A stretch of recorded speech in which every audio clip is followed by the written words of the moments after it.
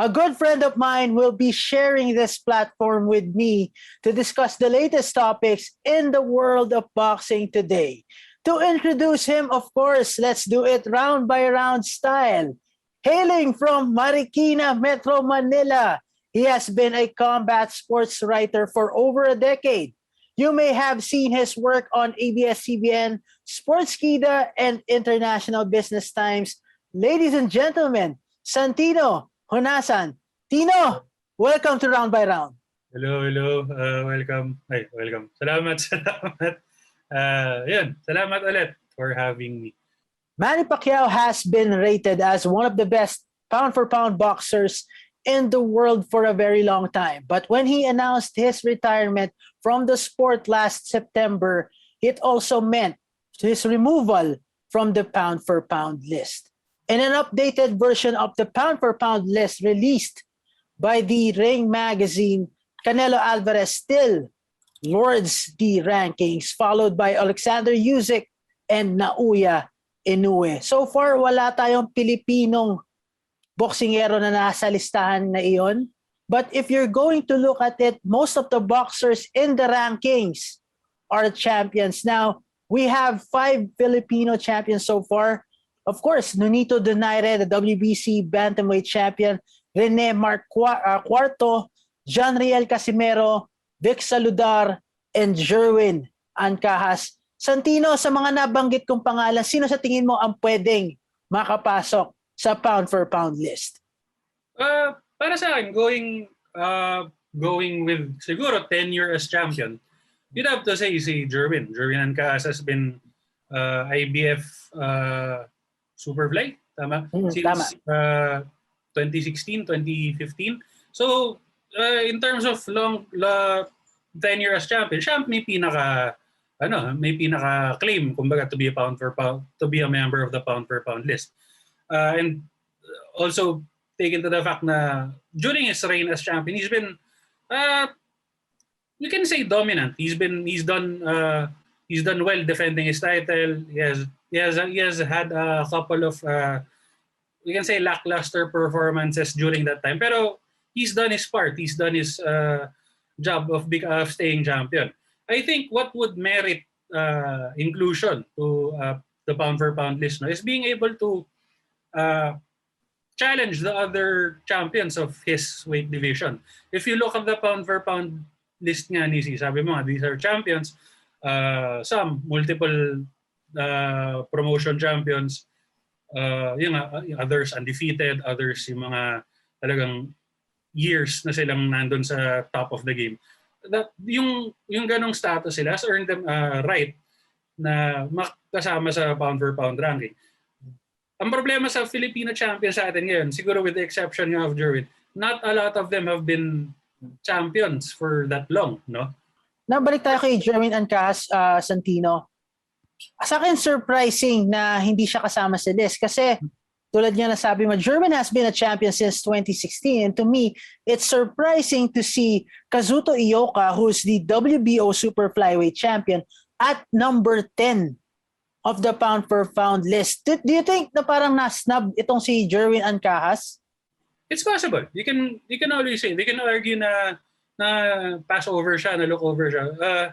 As much as we'd like to say na yung pound for pound rankings is purely based on accomplishments. So, meron pa ring halo na kumbaga parang popularity or ano. I think Jerwin, as good as he is as champion, has been more quiet, so to speak, na champion. Yun nga, like I said kanina, he's done well enough to be able to hold on to his title for long. And yun nga, he's had a few lackluster or not so impressive performances. Yung mga kumbaga parang getting by lang. I think those are factors kung bakit na-leave out si Jerwin sa pound for pound list.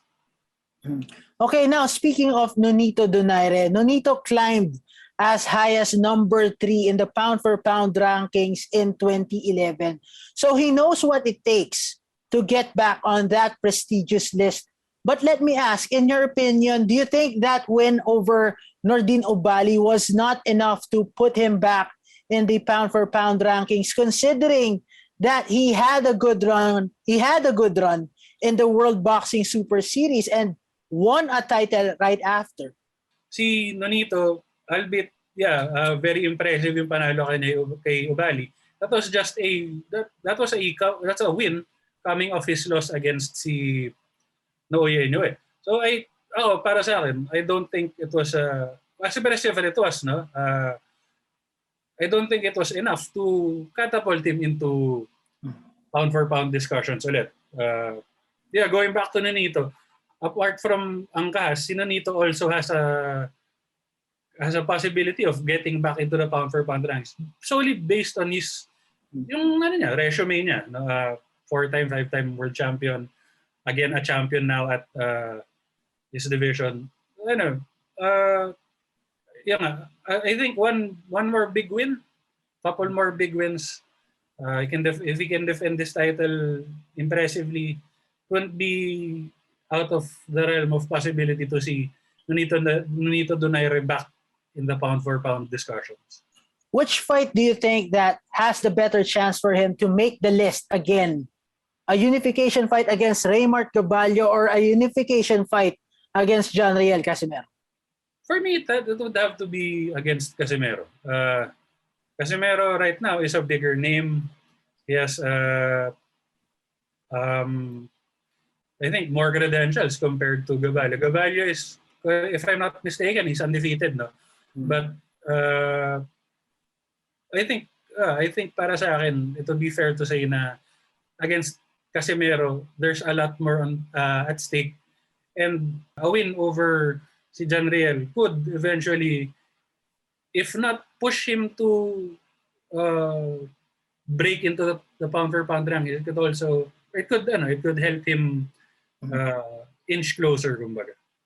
Now moving on to John Riel Casimiro, do you think if he had beaten Guillermo Rigondo decisively, given that the fight was not a 100-meter dash, he could have landed a spot on that list? Again, si John Riel has been impressive as a champion. John Riel can find himself in the pound for pound rankings with a couple more big wins. If he can defeat Nonito Donaire, who knows? No, he could find himself dun he could crack the top 10, top 15 ng pound for pound. Kasi as with Nonito Donaire against Casimiro is a big name.